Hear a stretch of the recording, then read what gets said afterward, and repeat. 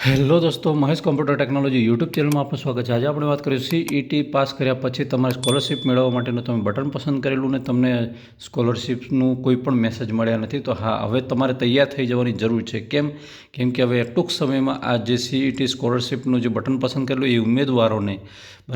એ ઉમેદવારોને જે bank detail ભરવા માટેની કેટલીક પ્રોસેસ છે એના માટે તૈયાર થઈ જવું પડશે, અને એ કઈ વિગતો તૈયાર રાખવી એની વાત કરીશું। અને ફોર્મ ભરતી વખતે પણ કઈ બાબતોનું ધ્યાન રાખવું। જ્યારે તમારું બાળક અત્યારે 5મું પાસ કરીને 6ઠ્ઠામાં જતું રહ્યું છે, બરાબર, અને 6ઠ્ઠામાં અત્યારે રનિંગ કરી રહ્યું છે, ત્યાં તમારે ફોર્મ ભરવાનું થશે કે વિગતો ભરવાનું થશે, તેની અંદર કઈ વિગતો, હા, આ જ વેબસાઇટ ઉપર ફોર્મ ભરી શકાશે, એનું બટન અહીંયાથી ખુલશે। તો આપણે અહીંયા સૌપ્રથમ જતા રહીએ કઈ રીતે શું છે।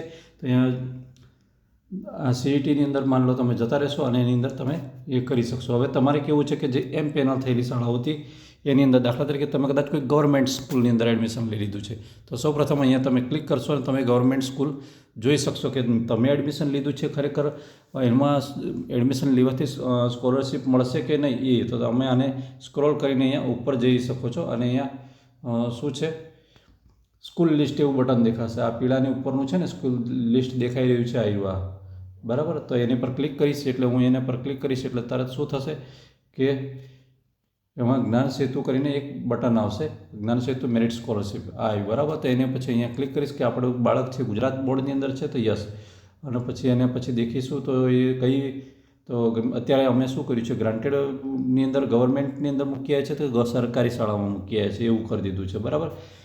અને પછી બાળક છે તો એ કયા પ્રકારના કયા જિલ્લામાં છે, તો દાખલા તરીકે અહીંયા હું પંચમહાલની વાત કરી લઉં અને પછી વ્યૂ આલ દઈશ, તો આ બાળક છે એ આ એની નીચે બતાવેલી સ્કૂલો છે, બરાબર। આ નીચે બતાવેલી સ્કૂલો, આ એના ડાયસ નંબર, તો એની અંદર છે કે નહીં એમ ચેક કરી લેવાનું, એટલે કે આ શાળાની અંદર એડમિશન લીધેલું હશે ત્યારે એને સ્કોલરશિપ મળી શકશે, આ એમ પેનલવાળી શાળા, બાકી તો એને નહીં મળે। ખાલી ખોટું સ્વપ્ન ન દેખતા, કેમ કે તમે એડમિશન ખોટી જગ્યાએ લઈ લીધું છે એવું વિચારી લેજો। હવે વાત આપણે અહીંયા આગળ પહોંચી જઈએ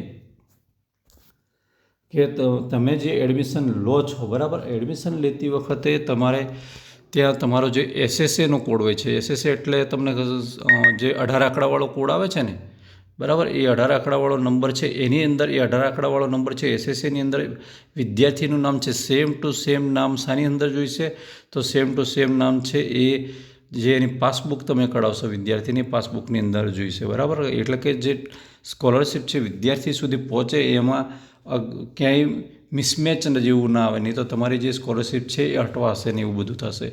પછી બીજી વાત છે કે હવે આ પ્રોસેસ ક્યાર સુધી જે ચાલુ થઈ શકે એવી છે, તો બસ આ 24-25 તારીખથી આની પ્રોસેસ ચાલુ થઈ જવાની છે। 24-25ની આસપાસ આ બટન ખોલી દેવામાં આવશે, બહુ દૂર નથી, બરાબર।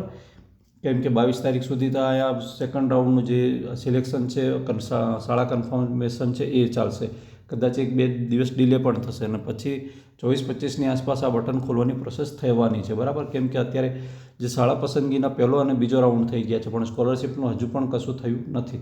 હવે તે વખતે તમારું બેંક ડિટેલ છે એ તૈયાર રાખવાનું રહેશે। પછી બીજું શું છે, તો બાળકે જે પણ સીઈટી પાસ કરેલી એનું પ્રમાણપત્ર હશે તમારી પાસે, માર્કશીટ, આપણે સાદી ભાષામાં વાત કરું તો માર્કશીટ તમારે તૈયાર રાખવાનું રહેશે। પછી ભૂતકાળમાં તમે જે શાળા હતી, બરાબર, એ ભૂતકાળવાળી શાળા છે એમાંથી એક રિક્વેસ્ટ મેસેજ મોકલવાનો થશે, બરાબર, જે તમે અત્યારે જે શાળામાં જોડાયો છો, એટલે કે જે શાળા જે છે અત્યારે 6ઠ્ઠા ધોરણવાળી શાળા છે એમાં જોડાયો છો, તો એમાંથી રિક્વેસ્ટ મોકલીને અહીંયા એ ફોર્મ ખોલતું હોય છે, અને બાળક તમારું 1થી 5 ભણ્યું છે એનું પ્રમાણપત્ર ત્યાં જોઈશે, એ જે આ 6ઠ્ઠા ધોરણવાળા સાહેબ છે મંગાવી લેશે તમને, જે તે આચાર્ય હશે ત્યાં, બરાબર। ત્યાં 1થી 5 વાળા છે, ત્યાં 1થી 5માં તમે બાળક જ્યાં ભણ્યું હતું તે શાળાનું, બરાબર, અને એ આ 6ઠ્ઠા ધોરણમાં તમે અત્યારે બાળક જ્યાં રનિંગ કરી રહ્યું છે ત્યાં, પછી ફોટો જોઈશે અને એમની જે ટોટલી જે વિગતો છે આધાર કાર્ડની બેઝિક વિગતો, બરાબર, આ આટલી વસ્તુ જોઈશે।